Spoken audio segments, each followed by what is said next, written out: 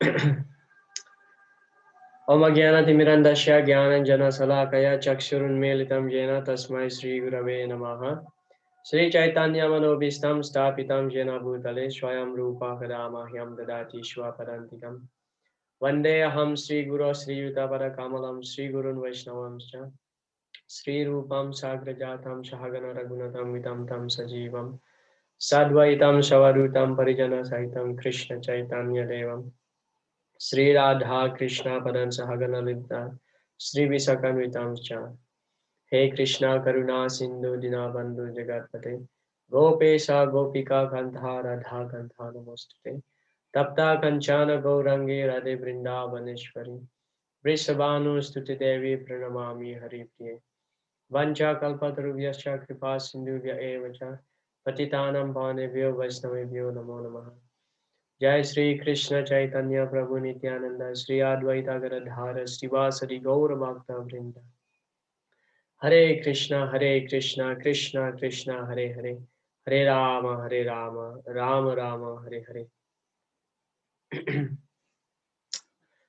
So welcome to our Bhakti Sastri class.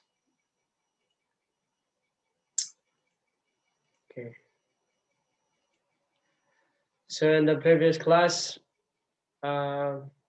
we started with the chapter 2 of Bhagavad Gita, where in the beginning of chapter 2, we found that Arjuna's further doubt for not fighting, which is indecision. So he's bewildered whether he should fight and go to the whether he should fight or not fighting and go to the forest. So that is the fifth reason for Arjuna not to fight, which is indecision. And then in the text number 7, we find that Arjuna surrendered himself to Lord Krishna to become his disciple. And we cover text number 8, and today we start with text number 9. So Sanjaya Uvacha Evam Uktva Hrishikesam Gudakesa Parantapa Nayatsha iti Govindam Uktva Tusnim Babuvaha. Translation. Sanjaya said, having spoken thus, Arjuna, chastiser of enemies, told Krishna, Govinda, I shall not fight, and fell silent. So here, Nayotsya means I shall not fight. Govinda. So it is interesting in this verse, actually, Sanjaya gives joy as well as disappointment to Dhritarashtra. So Sanjaya gives joy because this statement, Nayotsa iti Govindam. So Krishna says that Govinda, I will not fight. So Dhritarashtra, he's happy with that, because among the Kurus actually, among the Pandavas and the Kauravas, Arjuna is the most powerful because first of all, he's the favorite disciple of Dronacharya, and also he got a lot of celestial weapons from the heaven and the demigods, especially the weapon from Lord Shiva called Pashupat. And also he has the Brahmastra. So when Arjuna went to heaven, actually all the Kurus, the Kauravas, they heard this news that Arjuna went to heaven to get some celestial weapon from Indra. So since that day, actually their fear becoming increasing, their fear becomes increasing. So especially Dhritarashtra. So here, when Dhritarashtra here, Arjuna says to Krishna that he will not fight. Dhritarashtra is happy. But then here, Sanjaya addressed Krishna as Parantapa. Parantapa means the subduer of the enemy. So he's capable of killing everybody.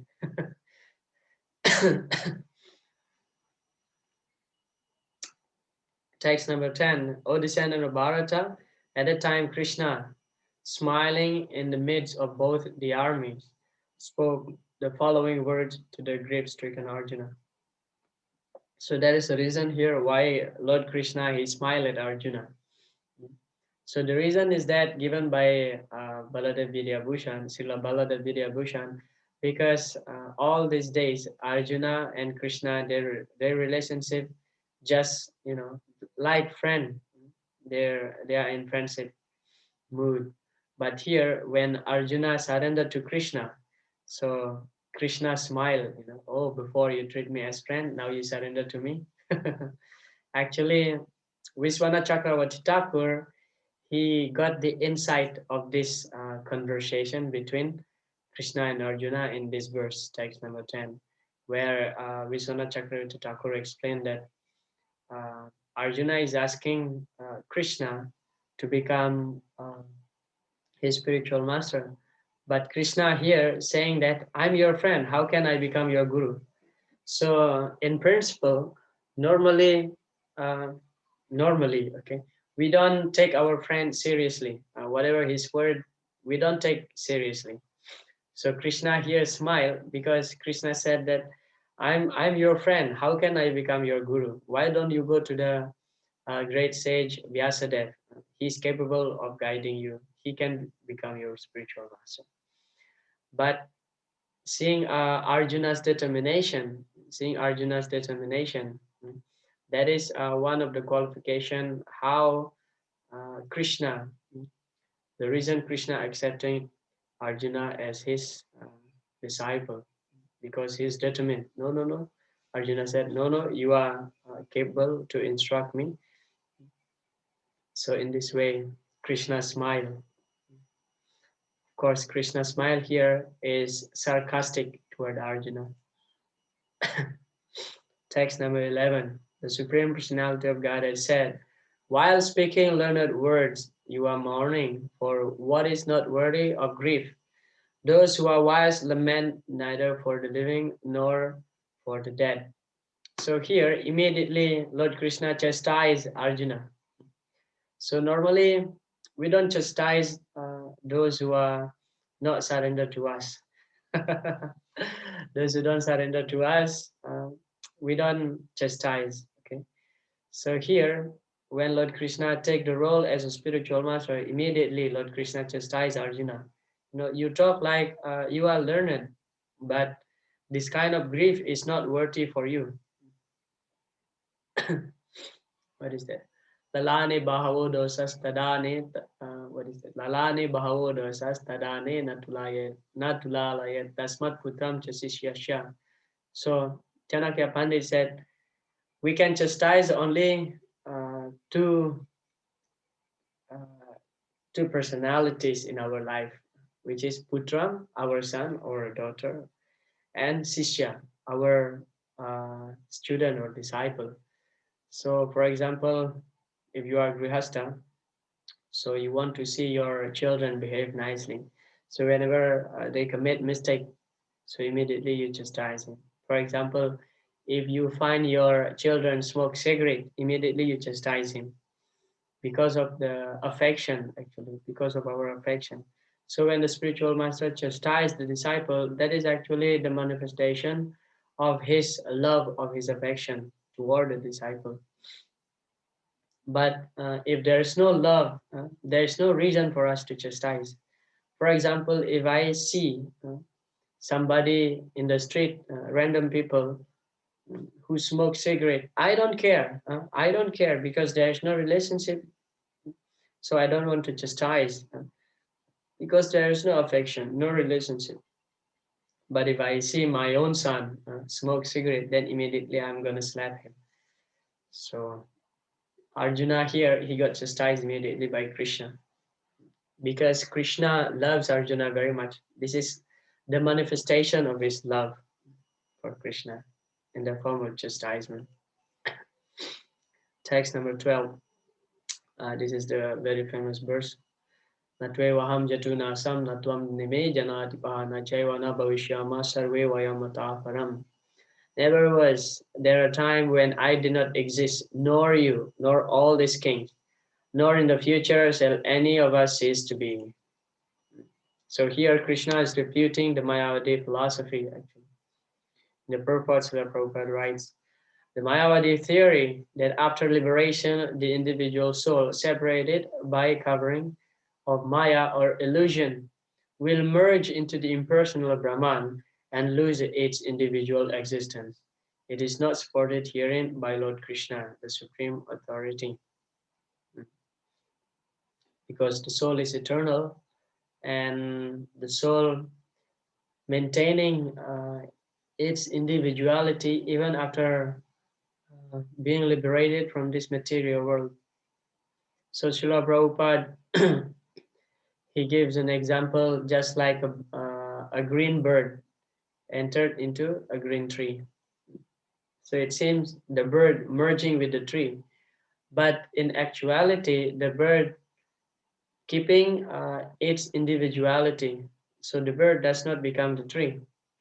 Mm. So that is the logic given by Srila Prabhupada, analogy given by Srila Prabhupada. So similarly, when we get liberation from the material world and enter into the spiritual world, so we are maintaining our individuality and our uh, constitutional position of Krishna's servant is always there. So we serve Krishna here, and after we get liberation, we continue serving Krishna. So it is not that after we get liberation, there is no more service and we become God. No, that is bogus philosophy of the Mayavadis. This is also text number 13, a very famous verse, one of the most quoted verses by Srila Prabhupada. As the embodied soul continuously passes, so this is the Dehenos Minyata Dehe, as all of you know. As the embodied soul continuously passes in this body from boyhood to youth to old age, the soul similarly passes into another body at death. A sober person is not bewildered by such a change. So Krishna here, he tells Arjuna that death is actually natural. In fact, actually, death is another manifestation of Krishna's mercy. Death is actually a great mercy. Imagine if you grow very old, let's say like 80 years old. So when the body is 80 years old in Kali Yuga, so a lot of diseases and will suffer so much. But if you remain to live like that for another 100 years, for example, that's like, as good as living in the hell, because you cannot enjoy, the senses become slackened, you cannot digest some certain food, so it will be very austere. So death is actually a transformation by which actually you get a fresh body, and in that way you can enjoy, you can enjoy material life. So death is manifestation of Krishna's mercy. Death or even forgetfulness. Forgetfulness also Krishna's great boon. And when we giving up the body, so actually whatever we have done in the present body will be forgotten. So sometimes people ask, if reincarnation is real, why don't we remember our previous life? Well, forgetfulness is a great boon. Otherwise, if we remember when we are in the body of animals, dogs, or whatever, worms, how we are struggling, how we are suffering, so we cannot really enjoy our present life. Srila Prabhupada used to say that if you ask why we cannot remember our previous life, what to speak of previous life, even what you have done a few minutes before, sometimes we forget. Sometimes we forget that what we have done exactly last week on the same day. Let's say, for example, today is Thursday. So Thursday at, let's say, 10 o'clock in the morning last week, we don't remember that. So what to speak of the previous life? We don't remember what happened to us when we are in the womb of our mothers. So Srila Baladev Vidabhushan comments, with the destruction of the decrepit bodies of Bhisma and so on, they are going to receive new bodies. That should be a cause for rejoicing, just as was Yayati regaining his youth. So Arjuna is told by Krishna here that if you kill this old body of Bhishma and Dronacharya, so they can enjoy more actually. Now their body already very old, they cannot enjoy properly. So if you kill this old body, they're gonna get a new body by which they can enjoy more. So Baladev Vidyabhushan here mentioned that just like Yayati regaining his youth. So this pastime we find in the ninth canto of the Srimad Bhagavatam, where Yayati he is a king and he has four sons, I think 4 or 5 sons. So because he's old now, actually this old age he got because of the curse of uh, who's that? His father-in-law, his father-in-law, uh, Sukracharya. So Yayati got married to Devayani, Sukracharya's daughter. So when Yayati having sexual intercourse with another lady, which is actually Devayani's friend, so Sukracharya became angry and cursed Yayati that he becomes old and cannot enjoy.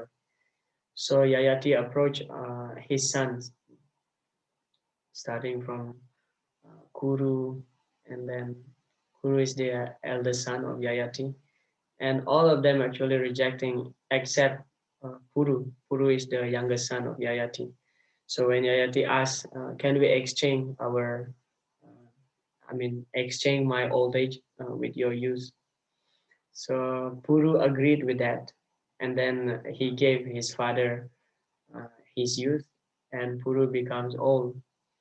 And it is described in the Srimad Bhagavatam that Yayati enjoying for 1,000 years with his wife Devayani, and after that he returned his youth to Puru, and he becomes old again because he realized that after all, this material enjoyment is, you know, it's just like that, chewing the chewed.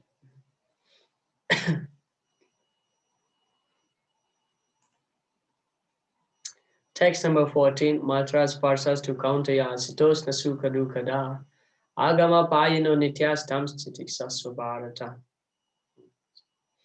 So here, happiness, distress, they are just like summer and winter. So Sito Usna, just like summer and winter, Sukha Dukada. So happiness and distress. So they will agama apayina. They will keep changing, and they are anityas. Anityas mean not eternal. So it is, sukha, dukkha, happiness and distress. It's just a natural thing. Tasyaiva heto prayate takovido nalabhyate yad brahmatam uparyadaha. Tallabhyate dukkavad anyata sukha kalena sarvatra gambhira ramasa.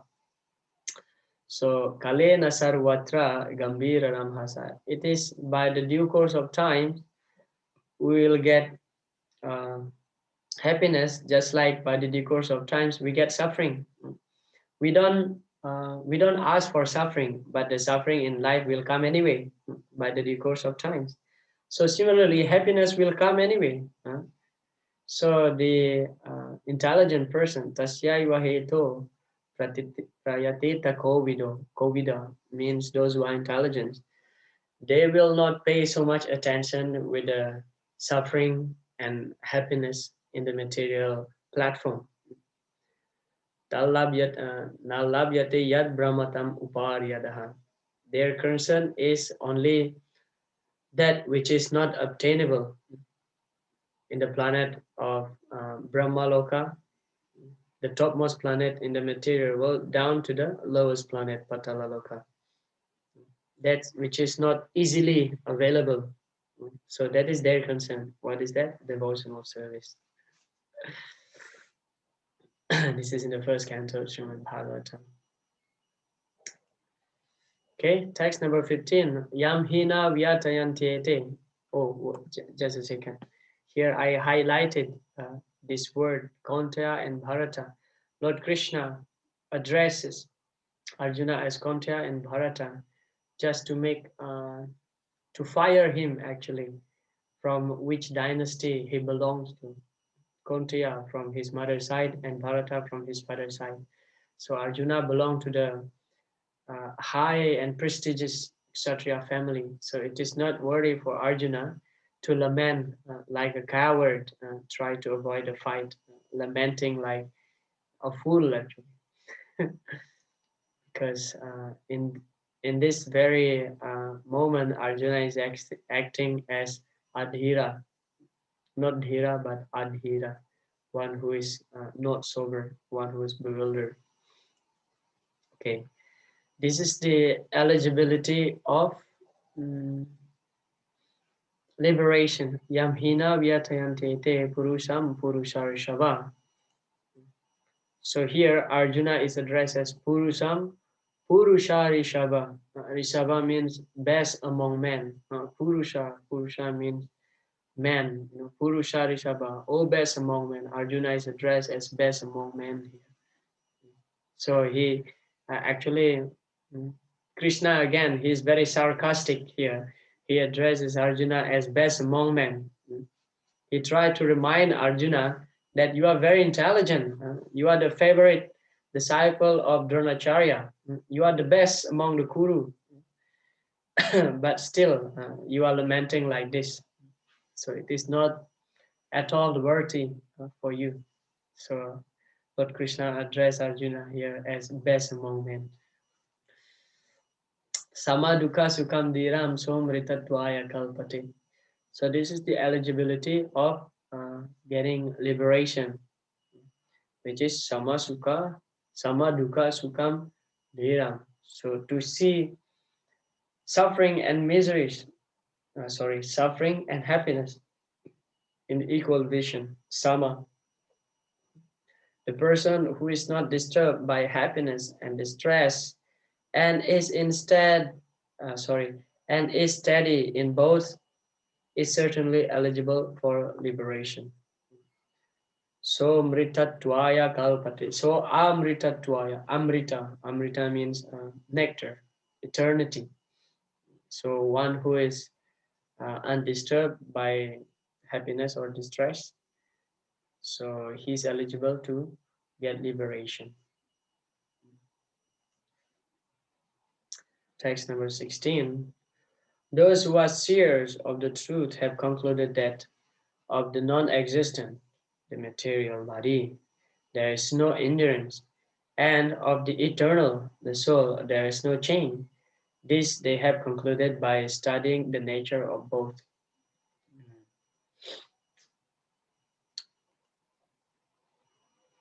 Next, text 17. That which pervades the entire body you should know to be indestructible. No one is able to destroy that imperishable soul.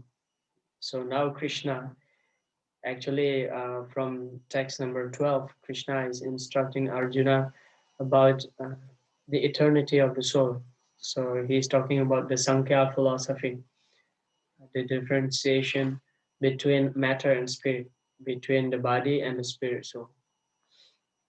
So again and again we will hear the nature of the soul being eternal, unchangeable, immovable.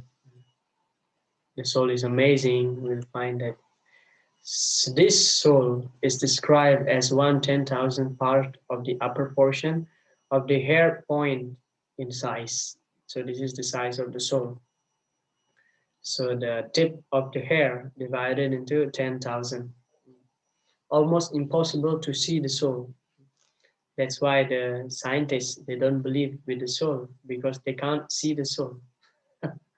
But when the soul is missing, so the body is just a lump of a dead matter. Just like the influence of, this is analogy given by Srila Prabhupada, just like the influence of the active principle of medicine is spread throughout the body, similarly the influence of soul is spread throughout the body as consciousness. That is the proof of the existence of the soul. So sometimes people ask, if the soul really exists within the body, what is the proof? So the proof is consciousness. When the soul is missing, the body becomes unconscious.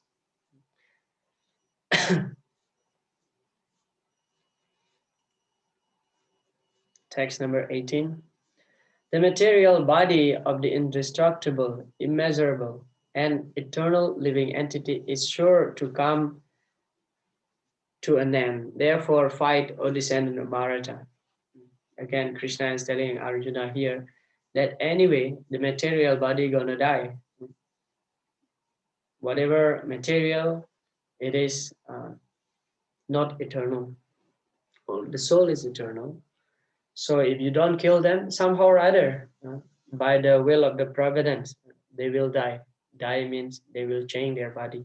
So that body will die. So anyway, you have to perform your duty, just fight. The soul here described as indestructible, immeasurable. Of course, in the previous verse, we find that what is the size of the soul. But Krishna here mentioned that immeasurable, immeasurable in the sense of hardly people know the size of the soul.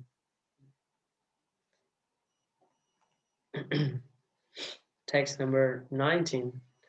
Neither he who thinks the living entity the slayer, nor he who thinks it slain is in knowledge, for the self slays not nor is slain. So Krishna mentioned to Arjuna that who is killing who here and who is killed by who? Nobody. Because after all, in the spiritual platform, uh, nobody is getting killed. Nobody gets killed. And nobody is killing. That is in the spiritual platform. But however, actually, killing is not, how I say this, killing is not encouraged. Without instruction from the superior authority, killing will be sinful and will be punished. The self, this is Srila Vishwanath Chakravarti Thakur's commentary, the self is neither the subject of the act of killing nor its subject. He who thinks that the soul is the killer, that Arjuna is killing Bhishma and others, and he who thinks that the soul is killed, that Bhishma and others have been killed by Arjuna, are both ignorant.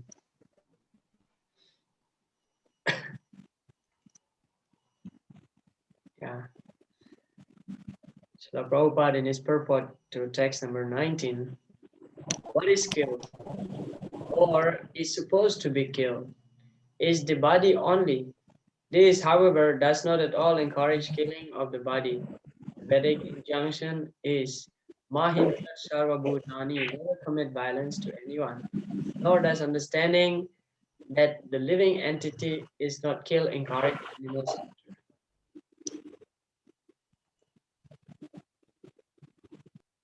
Yeah. So Srila Prabhupada is condemning the massive killing of the opening slaughterhouses. Of course, we don't kill. Because the soul is eternal, but it doesn't mean that opening slaughter. Prabhupada called this an organized killing. Slaughterhouses is an organized killing, so that is not encouraged.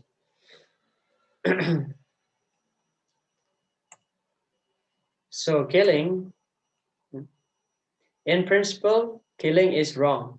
Okay? And as a result of that, you will get sin. In principle, this is the principle that ahimsa paramo dharma. Lord Buddha mentioned this, ahimsa paramo dharma, that the highest religious principle is ahimsa, non-violence. So killing in principle is wrong. So if we kill according to our own whims, we will get sinful reaction. But then killing ordered by authority, that is right. There is no problem with that. And the result is that there is no sin. So Srila Prabhupada in a lecture mentioned that if a soldier if an army soldier he goes to the battlefield and kill 1,000 of his enemy, so he will get medal, gold medal. But the same person, the same soldier, if he kills according to his own whims without the instruction of authority, if he is at home, and kills somebody, so he will get punished. But if he is in the battlefield, he kills thousands of people, he will get reward, he will get gold medal. He will be glorified.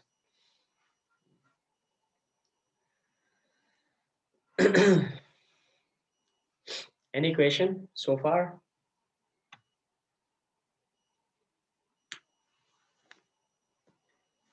If not, we continue. Text number 20. Najayate mriyati va kadachin nayam bhutva bhavita vanabu yaha ajo nitya sasvatoyam purano nahanyate hanyamani sarire. So this is also a very, very famous verse. So before that, the translation is that Na jayate mriyati va kadachin. So na jayate, the soul never born. Mriyate means also the soul never born, or the soul also never die. Nayam bhutva bhavita vanabhuyaha. He has not come into being, he is not come into being, and he will not come into being. Ajo, he is unborn, nitya, eternal, sasvato, primeval, purano, nahanyate hanyamane sarire. So when the body is slain, the soul is not slain. So in the purport, Srila Prabhupada mentioned there are 6 stages in life. The first one is that the soul take birth, the body take birth. The soul doesn't take birth. So the body takes birth, and then after that, remain for some time, and the body grows, produces some effect, and then dwindles, becoming old, and finally finish into oblivion, die. So this 6 circulation happening in all material bodies, both in the human and animals. So taking birth, remain for some time, growing up, produce some effect, dwindles, vanishes into oblivion. So unless you are a Nastiki Brahmachari, you don't produce anything.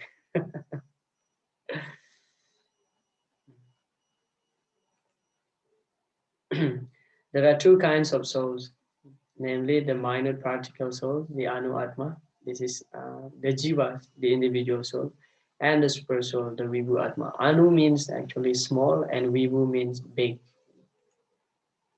Text 21. O Partha, how can a person who knows that the soul is indestructible, eternal, unborn, and immutable kill anyone or cause anyone to kill?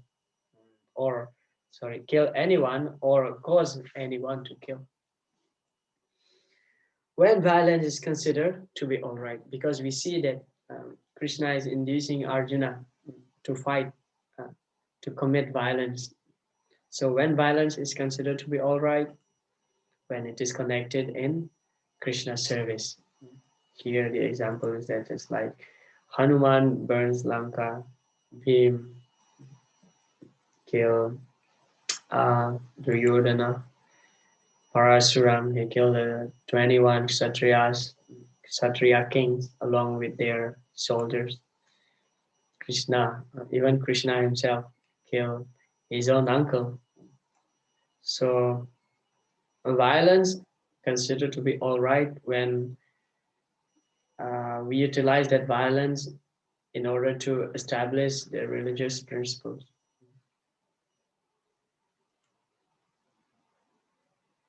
So Krishna Balaram kills many demons.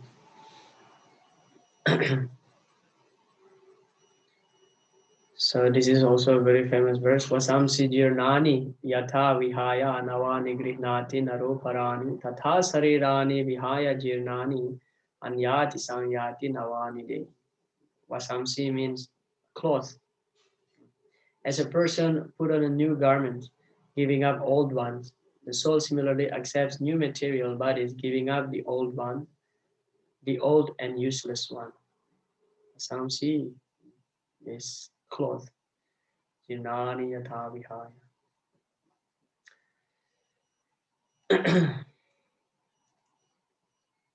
Jirnani, old and worn out. So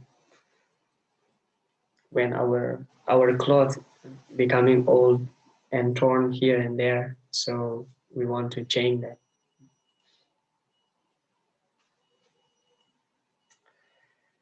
Nainam Chindanti Sastrani, text 23. So the soul cannot be cut to pieces by any weapon. Sastrani, sastra means weapon. So these scriptures, so sometimes we say according to sastra, so according to scriptures. Actually, the scripture meant to cut off all our ignorance, misgiving, doubts in life. Therefore, scripture is called sastra. Nainam chindanti sastrani, nainam dahati pavaka. The soul cannot be burned by fire. Nainam kledayanti apo, nachainam kledayanti apo. The soul cannot be moistened by water. And naso sayati marutaha. The soul cannot be dried up by wind. So that is the nature of the soul. Text number 24. This individual soul is unbreakable and insoluble and can be neither burnt nor dried. He is everlasting, present everywhere, unchangeable, immovable, and eternally the same. So interestingly, Krishna mentioned here that present everywhere. So sometimes we find the scientist thinks that life is only possible in the earth, in this planet, and there is no life in other planets. So they try to go to moon, go to the Mars and any other planets, and try to find out whether there is life there or not. And of course, Srila Prabhupada said actually they never landed at the moon, in the moon, because it is not possible. Moon is actually one of the heavenly planets. So they cannot go to the moon with this present body. So you have to change your body in order to go to heaven, Chandra Loka, moon. Present everywhere, he is very interesting because we find that according to Shastra, that life is everywhere because the soul is present everywhere. So the life can be present also even in the sun planet. So if we tell the materialistic scientists that there is life in the sun planet, they will laugh because they don't know the sign that the soul is eternal. So just like sun god is there, so life is there. The only thing is that they adjust what kind of body they should have, what kind of body they should have. Just for example, here in this earth, in the planet. So if you get the fish body, so you cannot live on the ground. It is not possible. So the fish body is suitable only for the water. So sarvagata, all pervading. So in the Vishnu Purana, this verse is very famous. Jala Jana Valaksani. So there are 9 lakh species living in the water. And what is this? 2 million non-moving living entities, just like the trees, 2 million. And then 1,001,000,000 species of insects and reptiles, and 1 million species of birds, 3 millions of quadrupeds, such as the horse, the cows, lions, the bees, and 4 lakhs human species. So I was asking this question with some senior devotees about these 4 lakhs human species. What does it mean? Like Is it between the Indian and American?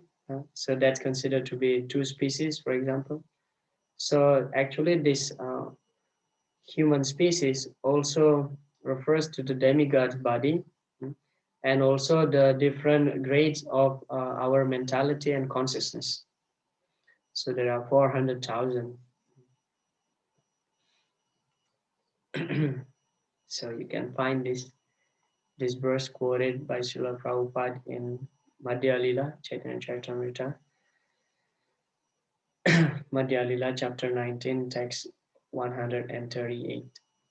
So this is from the Vishnu Purana.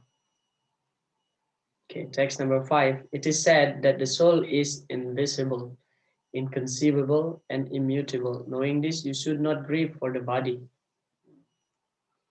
26. If, however, you think that the soul or the symptoms of life will always be born and die forever, you still have no reason to lament, O mighty Am. So Krishna mentioned here, if you don't accept the principle that the soul is eternal, the soul will die, but but here the soul will be born, will born and die forever, still you have no reason to lament. So what if the soul should die? So what? Why you should lament? Anyway, they're gonna die. So Krishna mentioned here, if you don't accept the principle of the eternity of the soul, if the soul will die forever, so what? Why should lament? One who has, text number 27, one who has taken his birth is sure to die. Jatasya hi dhruvam mrityur dhruvam janma amritasya cha. Tasmat, what's that? Tasmat aparyaharite nasa. Jatasya hi dhruvam mrityur dhruvam janma amritasya cha. Tasmat aparyaharite na tvam sochitum arhasi. Na tvam sochitum. There is no reason for you to lament. One who has taken his birth is sure to die, and after that one is sure to take birth again. Therefore, in the unavoidable discharge of your duty, you should not lament. So, die, born and die is actually pertaining to the material body only. So there is no point for Arjuna here to lament. So again and again, Krishna is uh, trying to defeat Arjuna's first reason not to fight. All created beings are unmanifest in their beginning, manifest in their interim state, and unmanifest again when annihilated. So, what need is there for lamentation? So, again and again, Krishna is asking Arjuna, what is the need of lamenting? Why you are lamenting?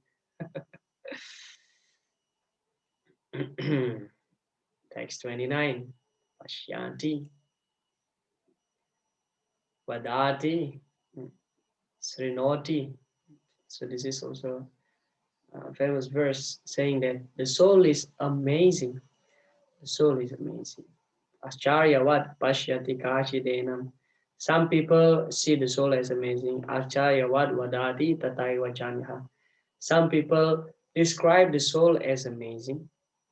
Acharyavat chainam anyasrinoti. Some people hear the soul as amazing. But there is another category of person. Srutva penam vedana chaiva kaschit. Even after hearing that the soul is amazing, still some people they don't understand. They don't understand how the soul is amazing. In the purport, Srila Prabhupada mentioned, Krishna can, however, be known as such by the causeless mercy of the pure devotee and by no other way. So because Krishna is also soul, he is the super soul. Both actually the super soul and the individual soul cannot be very easily understood. So unless we get the causeless mercy of the pure devotees, and in that way actually we get the chance of performing devotional service, then gradually we can understand that the soul is eternal. Of course, for those who born in the devotee family, or at least in the Hindus family, so we are, let's say like in the Eastern countries, like in Indonesia, for example, India, those who are from East, easy for us to accept that the soul is exists, God is exists, and this concept of reincarnation, for us it is easy to understand. But for those who are, uh, born in the Western countries, so for them this is something that, completely, uh, it's just mythology. It is something which is not real. That's their opinion.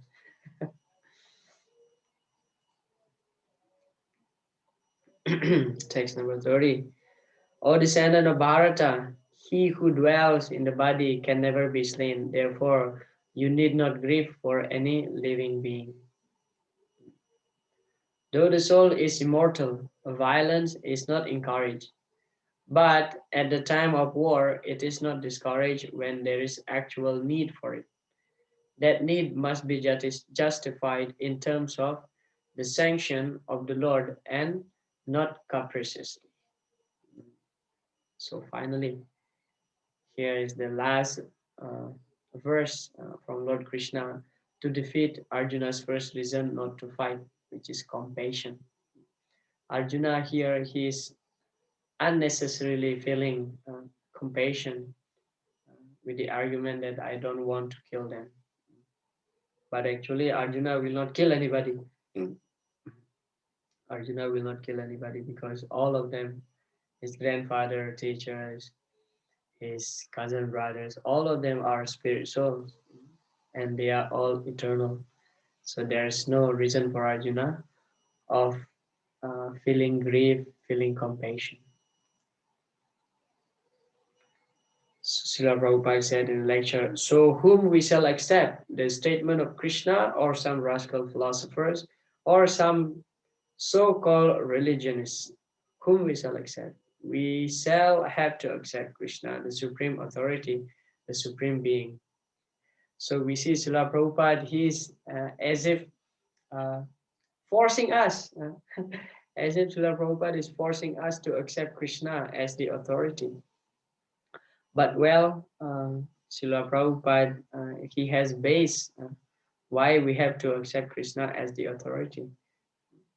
Because Krishna's authority is confirmed by the previous acharyas and also by the great sages. We find this in the chapter 10 of Bhagavad Gita, Param Brahma, Param Dhamma verse. Asito, what is that? Param Brahma, Param Dhamma, Pavitram, Paramam Bhavam, Purusham, Saswatam, Devyam, Adi Devam, Aujam, Vibhu, Ahus, Tuam, Risaya, Sarve. So Arjuna said that all great rishis, Ahus, Tuam, Risaya, Sarve, they accept you as the Supreme Personality of Godhead, Supreme Authority. Devarsi, such as Devarsi Narada, Asita, Devala, Vyas, Swayam Eva Bravisi. Everybody is agreed that you are the Supreme Personality of Godhead. So not only Arjuna whimsically accepted Krishna being the Supreme Lord, but all these great sages, great personalities accepted Krishna as the Supreme Authority. So that is our base of accepting Krishna as the Supreme Authority, as God. Okay. This is the end of our presentation today. We have covered all these verses less than an hour. So any questions or comments before I end it up?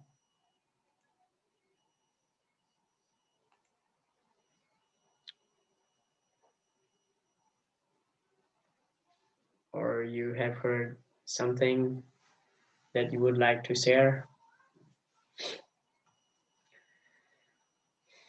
Or today being Ekadasi, everybody feels tired, everybody feels weak. Okay.